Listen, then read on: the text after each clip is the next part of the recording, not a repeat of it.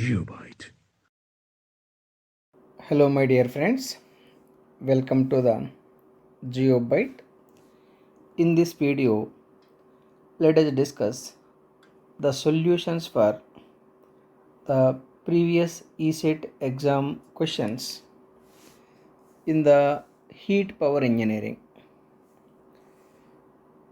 Since all these problems were already given in previous ESET exams, in general, the questions are repeating in the ESET examination, and hence my request is you please go through all these problems. After listening all these problems, you try to practice with pen and paper. While you are practicing, if you find any doubt, you please don't forget to send your doubts to the Geobyte. Definitely I will answer all your questions within 24 hours. Look at the very first problem. Cochrane boiler. Problem connected to steam boilers. Dear friends, Cochrane boiler is the popularly used fire tube boiler where flue gases are flowing through the pipes. That too, the axis of the Cochrane boiler is vertical.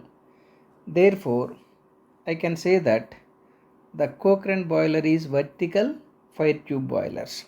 Cochrane boiler is vertical fire tube boiler. Therefore, option D is absolutely correct. Let me write a point about Cochrane boiler. Cochrane boiler. एक minute.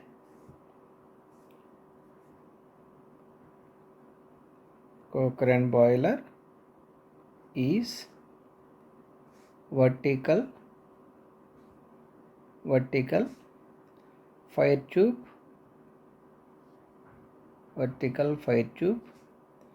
internally fired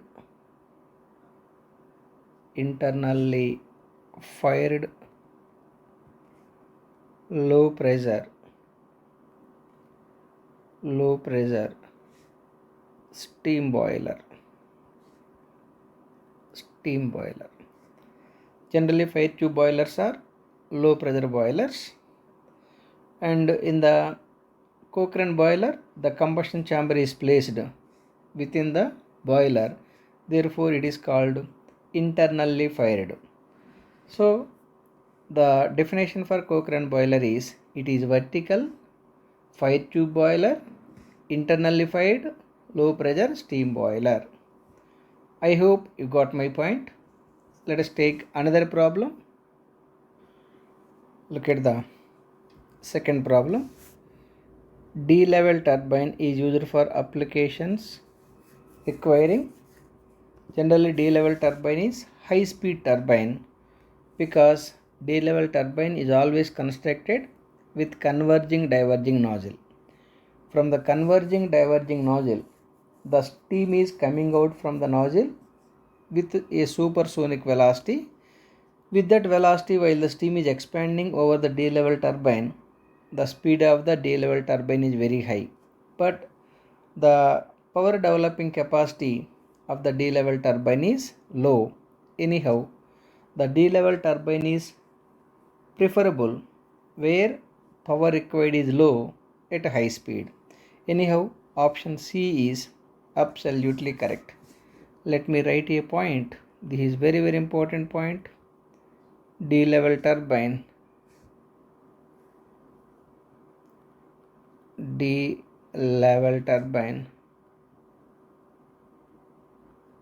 is constructed with converging diverging nozzle. Converging diverging nozzle. It is a simple impulse turbine. It is a simple impulse impulse steam turbine. D-level turbine is the simple impulse steam turbine, whereas simple impulse water turbine is Pelton wheel. Pelton wheel is the water type impulse turbine, whereas D-level turbine is the steam type impulse turbine. I hope you got my point. Let us take another problem. Look at the next problem. The maximum velocity attainable at the throat of a steam nozzle. At the throat of the steam nozzle, the expected velocity is sonic velocity. Therefore, option C is absolutely correct. Remember, in the converging diverging nozzle,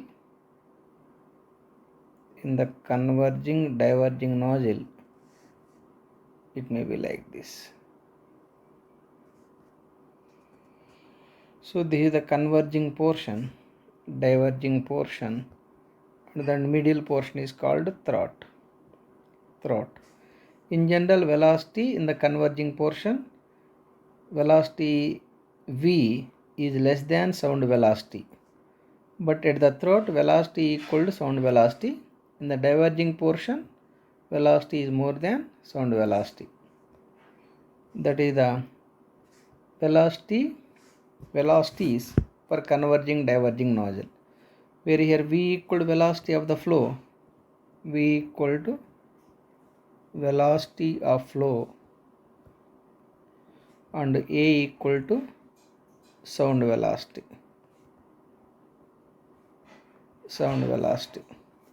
Remember, my dear friends, the sound velocity A equal to root under gamma RT for an ideal gas. For an ideal gas, A equal to gamma RT, where gamma equal to adiabatic index, R equal to gas constant,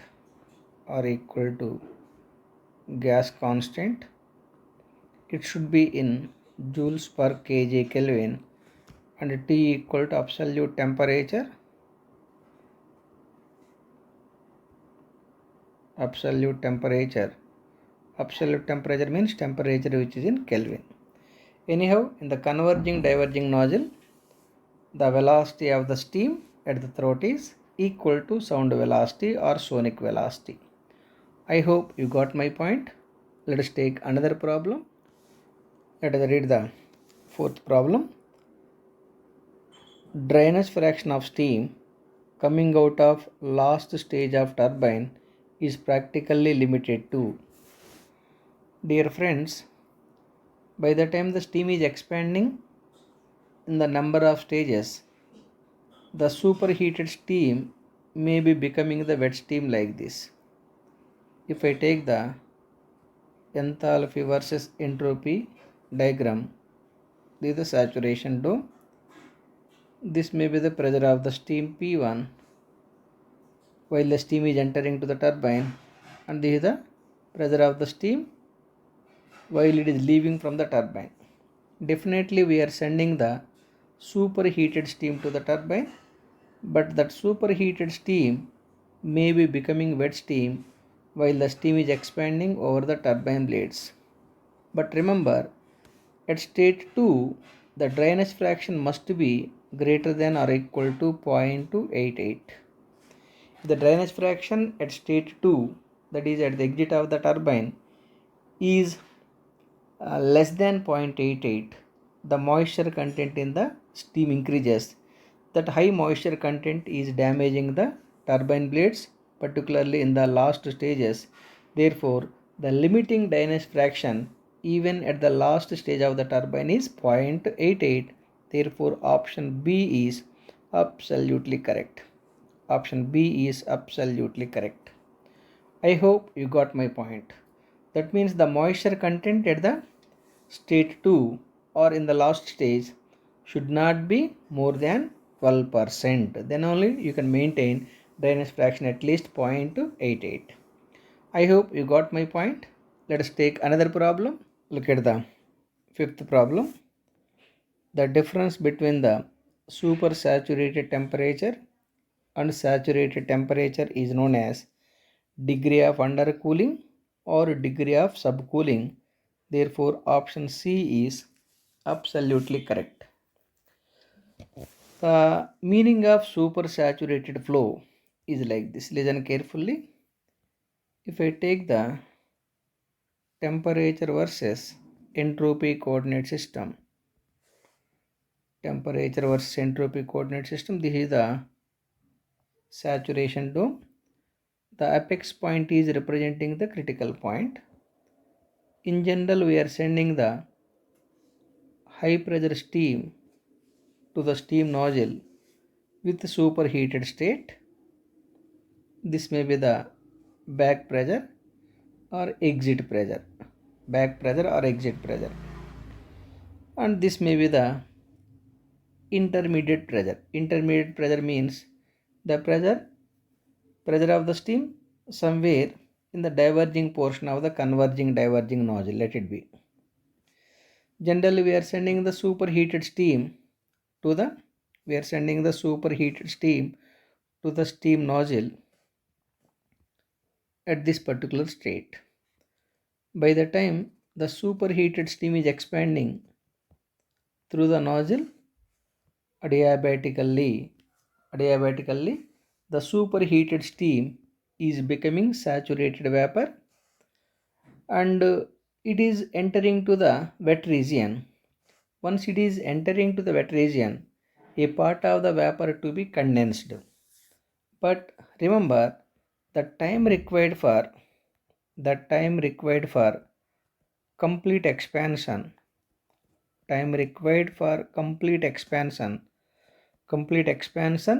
in the converging diverging nozzle may be around 0.001 second, even less.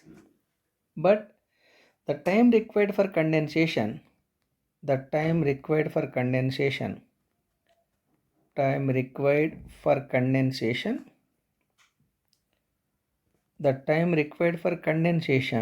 may be around maybe 0.002 seconds.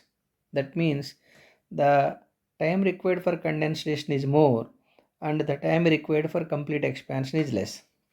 That means because of the delay in the condensation, even after the steam reaches to saturation region or wet region, the dry steam or superheated steam is expanding in the wet region. The dry steam or superheated steam is expanding in the wet region with dry steam characteristics or wet steam characteristics up to this particular state to let it be. Remember, actually by the time the steam reaches to state A, because of further expansion, a part of the steam has to be condensed. But because of the delay in the condensation, till the steam reaches to state 2, no liquid particle is found. That is called the condensation lag.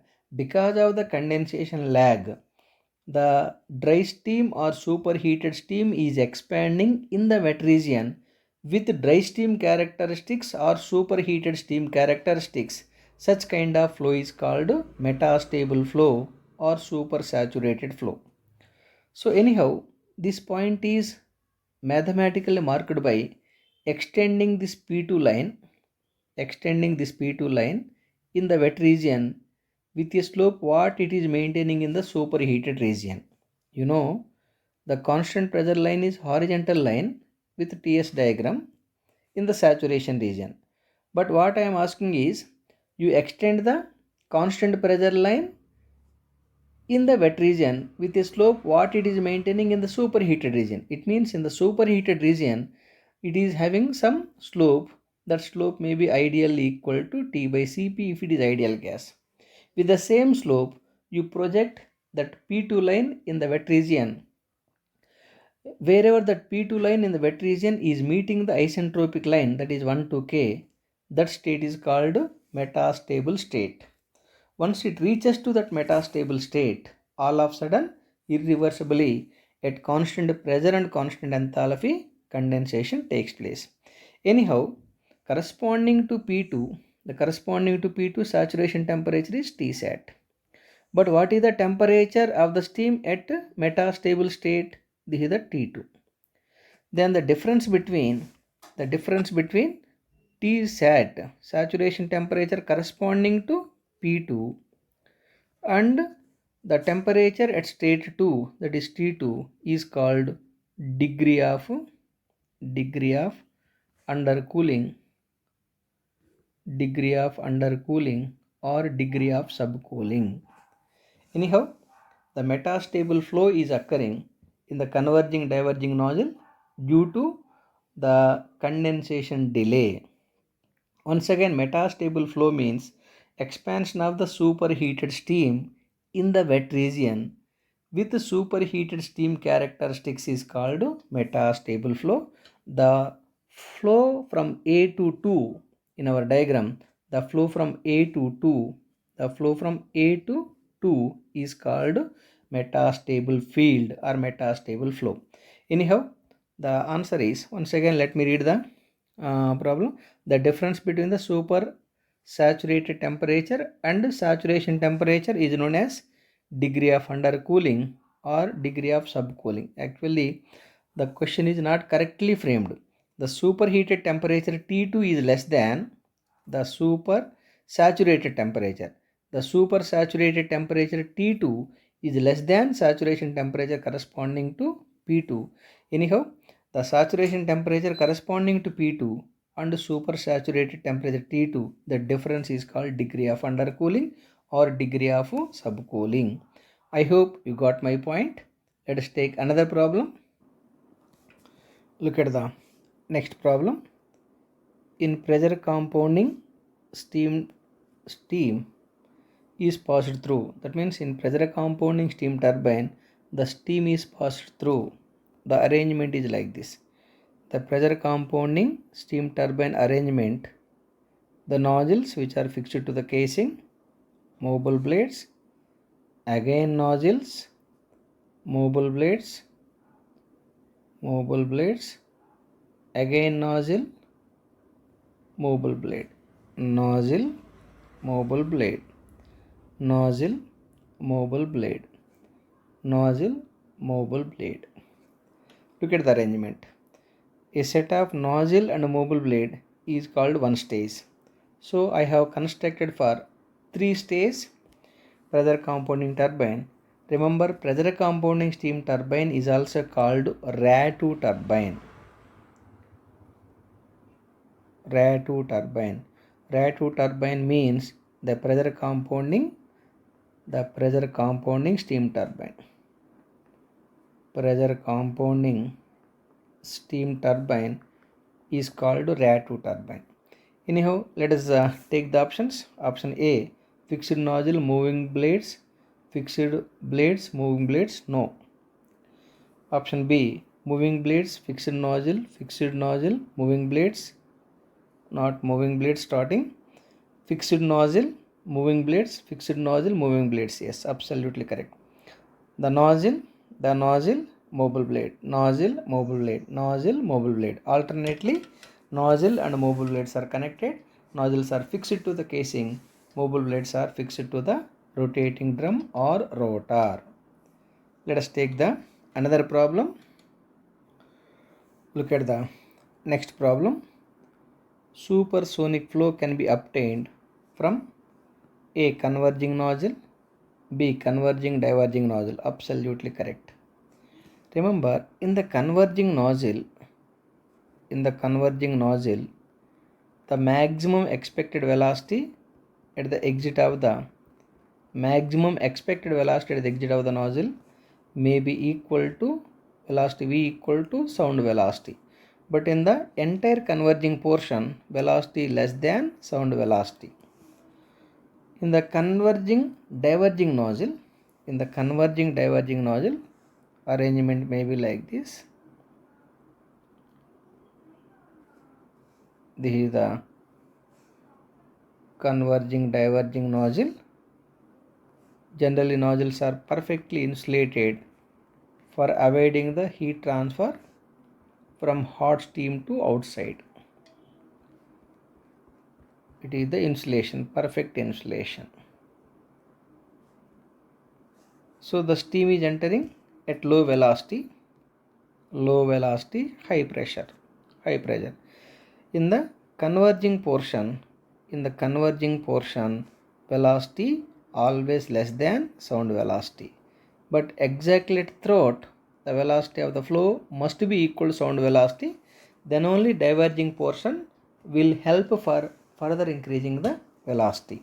In that case, if the velocity of the flow at throat is equal to sound velocity, the velocity in the diverging portion, velocity of the flow in the diverging portion is greater than sound velocity.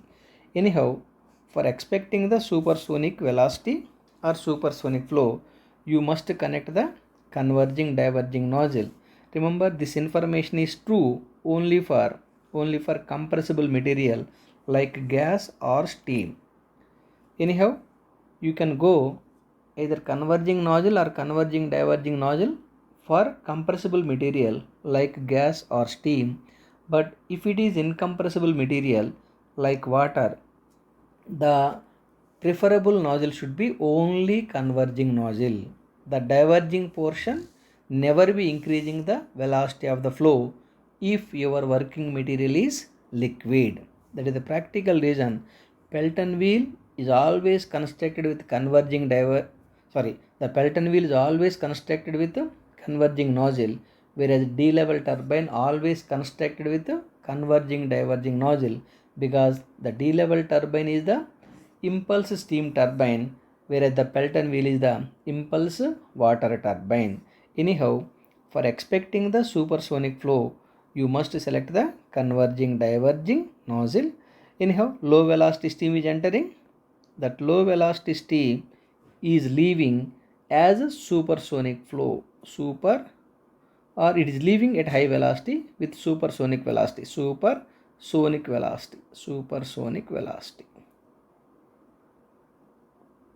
Supersonic velocity in the flow. Supersonic velocity in the flow. You should be very careful in the flow. So let us take the one second problem. Supersonic flow can be obtained from converging diverging nozzle. I hope you got my point. Let us take another problem. Look at the next problem.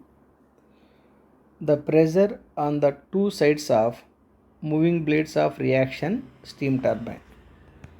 Dear friends, remember, the reaction turbine blades are selected such that the pressure of the steam always decreasing continuously while the steam is expanding over both fixed blade and mobile blade. Therefore, the pressure at the inlet side of the reaction turbine blade is higher than that of outlet side. Anyhow, the pressure at the inlet side is higher because the geometric shape of the blade is aerofoil type. Aerofoil type is selected. Aerofoil blade is selected. Let me write clearly. Aerofoil type blade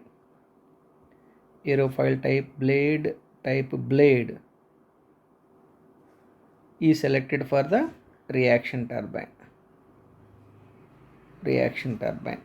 Aerofoil type blade may be like this.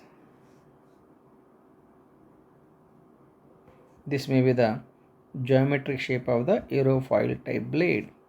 So it may not be properly drawn. Let me draw it clearly. It may be like this. This is the geometric shape of the aerofoil type blade. Since aerofoil type blade is selected for reaction turbine, the pressure of the steam is always decreasing while it is expanding in the both fixed blade section and the mobile blade section. But in impulse turbine, the blades are selected or arranged such that the pressure of the flow remains constant. You have to read the problem very carefully to come to know whether the problem is given for impulse turbines or reaction turbines. Remember, in case of impulse turbines, the blades are selected and arranged to the rotor such that the pressure of the flow remains constant. But in reaction turbine, whether the reaction turbine is for water type or steam type or gas type, the blades are aerofoil type. Therefore, the pressure of the material continuously decreasing from the inlet to outlet of the turbine. Anyhow, the pressure at the inlet side is high in case of reaction turbines. I hope you got my point. Look at the ninth problem. Natural draught is produced by chimney. Therefore, natural draught system is also called chimney draught system. In the natural draught system, the combusted gases are leaving from the boiler region to atmosphere due to density difference between the hot gas and cold atmospheric air. Anyhow, the natural draught system is produced by chimney.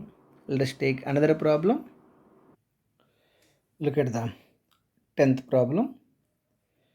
The maximum steam pressure in a locomotive boiler. Remember, maximum pressure in locomotive boiler is 18 bar. 18 bar is equal to 1.8 meganewton per meter square, because 1 bar equal to 10 power 5 Newton per meter square. 1 megapascal equal to, or meganewton per meter square equal 10 power 6 Newton per meter square. Anyhow, the maximum steam pressure which were used for locomotive boiler is around 1.8 meganewton per meter square. Therefore, option B is absolutely correct. Let us take another problem.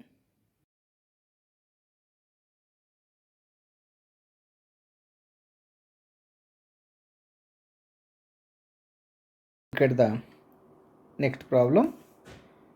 The best suited boiler for meeting the fluctuating demand of steam is, first one, Cornish boiler, Lancashire boiler, Babcock and Wilcox boiler, locomotive boiler. Absolutely locomotive boiler. Dear friends, in olden days, the trains were running by the steam engines. For driving the steam engines, whatever the steam which is required, produced by a steam boiler called locomotive boiler. The locomotive boilers are selected for the locomotive such that the boiler should have to develop the required quantity of the steam based on the demand or load on the locomotive. But today, almost all locomotives are propelling by either diesel engines or electrical engines. Locomotive boilers were used in olden days. So anyhow, the locomotive boiler is the exactly correct answer. Let us take the another problem. Look at the next problem. In order to compare the capacity of boiler, the feed water temperature and working pressure are taken as 100 degrees centigrade and atmospheric pressure. Absolutely correct. Generally, boilers are compared based on the evaporative capacity. The evaporative capacity is defined like this. Evaporative capacity is defined like this. The amount of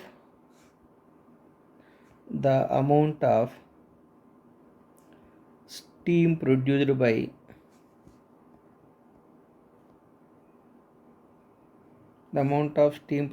by a boiler under full load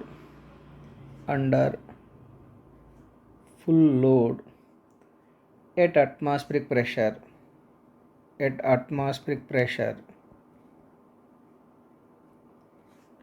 from and at 100 degrees centigrade. Here from and at 100 degrees centigrade means, at atmospheric pressure, water starts evaporation at 100 degrees centigrade and is ending at 100 degrees centigrade. Anyhow, that is the definition for evaporative capacity. Generally, boilers are compared based on the evaporative capacity. that evaporative capacity is decided based on atmospheric pressure and 100 degrees centigrade. I hope you got my point. Let us take another problem. Next problem is the power of a boiler may be defined as, first option, the evaporation of 15.563 kg of water per hour from and at 100 degrees centigrade. No. The ratio of heat actually used in producing the steam to the heat liberated in the furnace. No.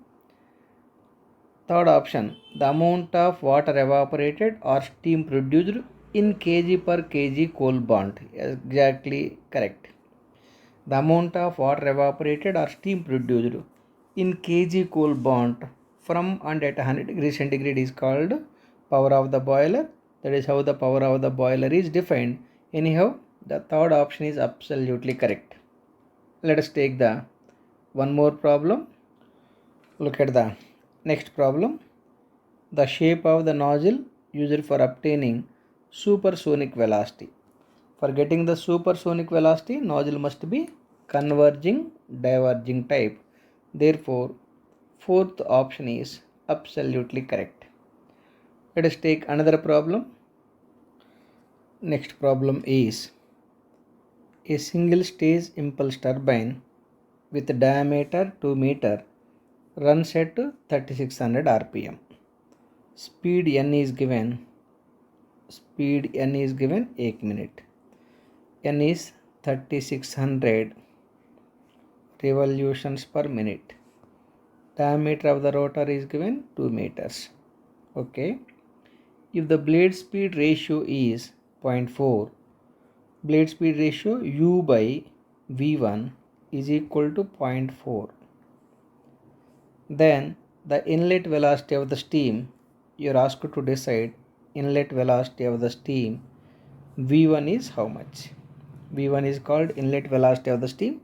U equal to blade speed. Dear friends, it can be decided like this. U equal to pi dn by 60 equal to pi into d2 into n 3600 divided by 60. You simplify this value for getting around 376.99 meter per second. And it is given that U by V1 equal to 0.4. From this I can say V1 equal to U by 0.4. U by 0.4. U is 376.99 divided by 0.4. You simplify this value for getting approximately 942.47 meter per second. That is the steam velocity at the inlet of the turbine. 942.47 meter per second. Let us go for the options. Option 3, 942.6 approximately. So option 3 is absolutely correct. This kind of problem is also frequently asking. That's why I am marking this problem as 5-star problem. 5-star problem means most expected problem. Let us take another problem. Look at the next problem. The efficiency of the reaction turbine is maximum when the turbine is running at optimum blade speed ratio. Remember, for impulse steam turbine,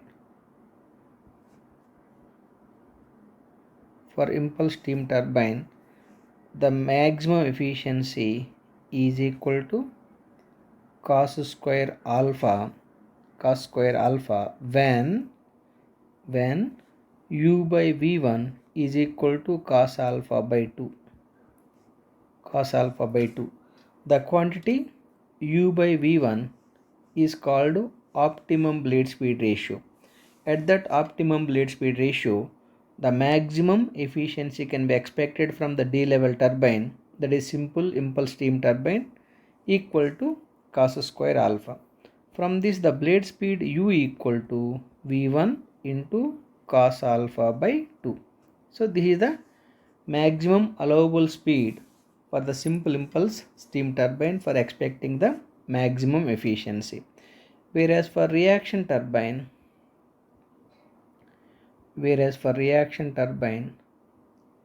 like Parsons turbine, the maximum efficiency is equal to 2 cos square alpha by 1 plus cos square alpha. This is the maximum expected efficiency from the reaction turbine when condition is applied, when U by V1 is equal to cos alpha, or the blade speed U equal to the blade speed U equal to V1 cos alpha. When the blade is running at this particular speed V1 cos alpha, you can expect the maximum efficiency with a magnitude 2 cos square alpha by 1 plus cos square alpha. For both cases, alpha equal to steam entering angle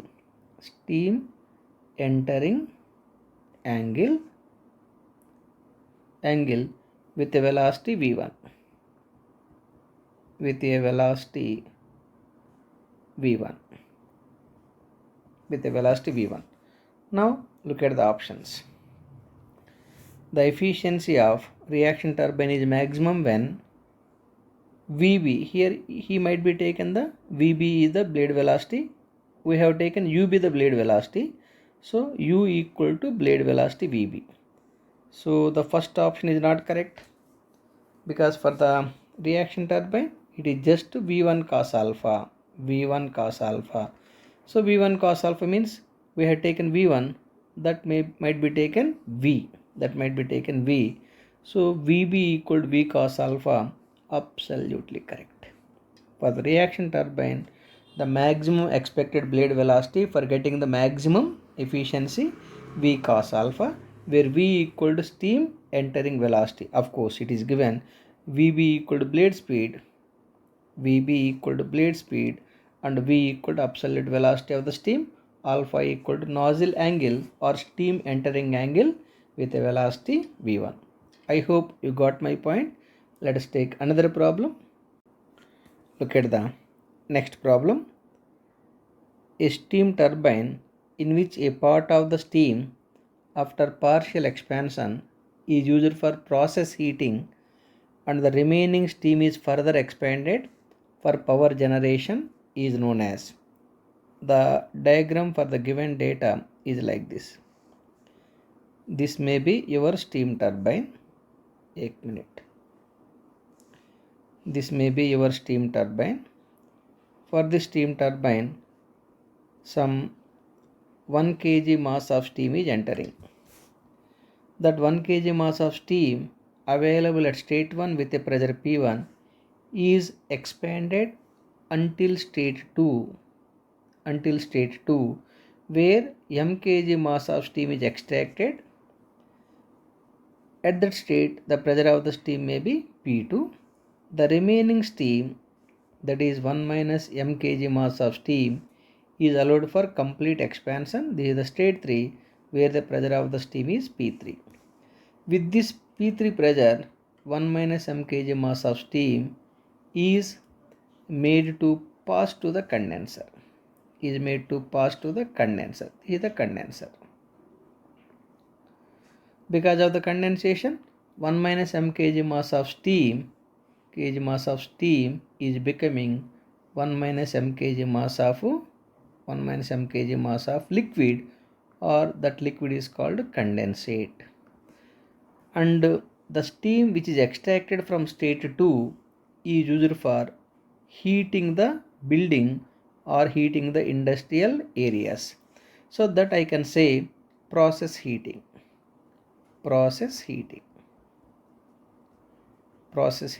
That means whatever the steam I am extracting from state 2 is made to pass through the process heater, where the things are heated. After the things are heated, the steam is left to exit. This kind of turbine is called, remember, pass out turbine. So this is the arrangement for pass out turbine. In the pass out turbine, a part of the steam is extracted before complete expansion. That extracted steam is used for heating the required things. Therefore, that kind of turbine is called the pass out turbine. The fourth option is absolutely correct. I hope you got my point. Let us take the another problem. Look at the next problem.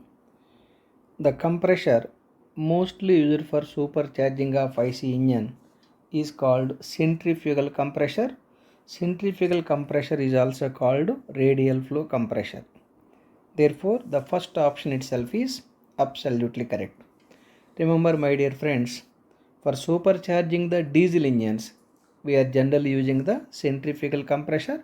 That centrifugal compressor other name is radial flow compressor. Let us take one more problem. Look at the 19th problem. The efficiency of a jet engine is higher. Option A, lower speeds. No, no. Option 2, high speeds. Correct. Come to the option C, lower altitudes. No. Come to the fourth option, higher altitudes. Yes. The turbojet engine turbojet engine can give higher efficiency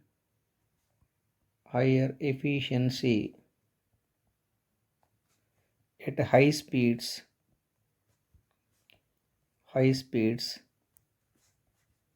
above 800 km/h kmph 800 km/h and higher altitudes altitudes. The efficiencies may be marked like this. You take the efficiency versus the speed. This is for a rocket motor or rocket engine. Rocket engine efficiency keep on increasing with speed, but the turbojet is giving the better efficiency at high speed. This is for turbojet. Whereas for turboprop may be like this. This may be for turboprop. Turboprop means turbo propeller. Turbo propeller can give better efficiency at lower altitudes and lower speeds, whereas turbojet is giving better efficiency at higher speeds and higher altitudes. Anyhow, the second option and fourth option, these two are absolutely correct. Let us take the one more problem. Look at the next problem. Bunsen boiler. Remember, Bunsen boiler is supercritical boiler. Supercritical boilers. Supercritical boilers are also called monotube boilers. Monotube boilers. Monotube boilers or Bunsen boilers are constructed without any drum, without boiler drum. That means supercritical boilers are constructed with no boiler drum. Therefore, the first option itself is absolutely correct. I hope you got my point. Let us take another problem. Look at the problem. In a D-level nozzle, Dear friends, D level nozzle means converging diverging nozzle. Converging diverging nozzle. The D level nozzle always constructed with converging diverging nozzle. Okay. Expanding superheated steam from 10 bar to 0.1 bar, the pressure at the throat will be, it is like this. For a converging diverging nozzle, the values are given like this. It is given that the steam is entering from state 1 with a pressure P1 equal to 10 bar, and this is the state 2 where the pressure is P2. This is the exit pressure is P3, that exit pressure is given as 0.1 bar. 0.1 bar. Now for the converging diverging nozzle, critical pressure ratio, remember this critical pressure ratio is for maximum mass flow rate. The ratio between the pressure of the steam at throat and pressure of the steam at inlet is called critical pressure ratio. It is equal to 0.546 for superheated steam. Superheated steam. For our problem, the steam is superheated steam. For superheated steam, P2 by P1 equal to 0.546. Then pressure at throat equal to 0.546 into P1. But P1 given is 10 bar. Therefore, the P2 equal to 0.546 into P1 is 10 bar. It is equal to 5.46 bar. Therefore, the pressure of the steam at throat is 5.46 bar. Option, look at the option. The first option itself is absolutely correct. I hope you got my point. Now let me write the critical pressure ratio for dry steam is, of course, P2 by P1 is equal to 0.578 for dry saturated steam. Critical pressure ratio equal to P2 by P1 is equal to 0.582 for wet steam. You try to remember these values also. I hope you clearly got my point. Remember, this critical pressure ratio is for getting the or maintaining the maximum mass flow rate in the steam nozzle. I hope you got my point. Let us take another problem. Look at the next problem. The Parsons reaction turbine has only movable blades? No. It has both fixed blades and movable blades. First option is not correct. Only fixed blades? No. Third option, identical fixed and movable blades. Absolutely correct. Because of the identical fixed and movable blades in Parsons reaction turbine, enthalpy drop in the movable blade is equal to enthalpy drop in the fixed blade. Therefore, degree of reaction RD equal to enthalpy drop in the movable blade divided by enthalpy drop in the fixed blade plus enthalpy drop in the movable blade. It is equal to 0.5.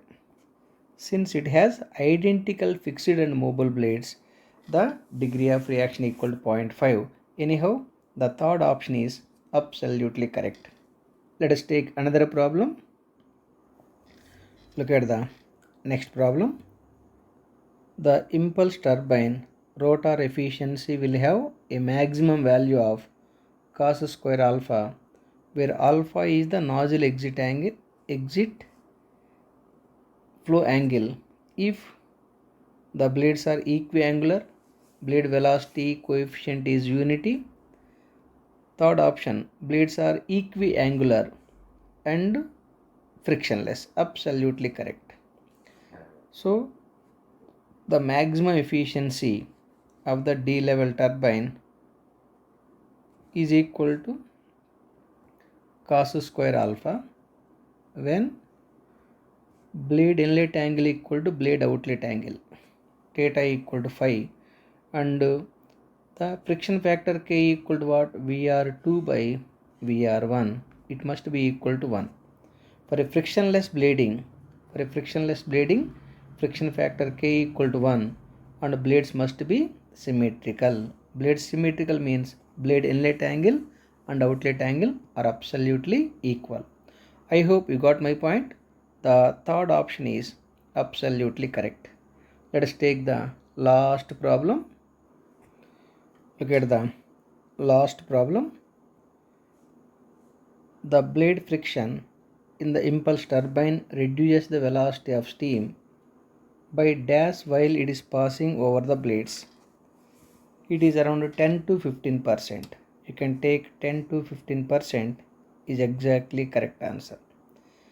Here, by the time the steam is flowing over the impulse turbine blades, there is a friction existing between the steam particles and surface of the blade. That is the reason VR2 for impulse turbine always less than VR1, because friction factor K equal to VR2 by VR1. VR1, that K is varying from 0.852 to 0.85 to 0.9. K is varying from 0.85 to 0.9 means the frictional losses is around 10 to 15%. I hope you got my point. So with this problem, my dear friends, I am concluding this video. Since all these problems are equal important, you please practice once again all these problems with pen and paper. While you are practicing the all problems, if you find any difficulty, you please send all your doubts to the GeoByte. Definitely I will answer all your questions within 24 hours. Anyhow, thank you for watching this video. Please don't forget to subscribe our channel called GeoByte. Anyhow, have a great day. God bless you. Thank you once again. GeoByte.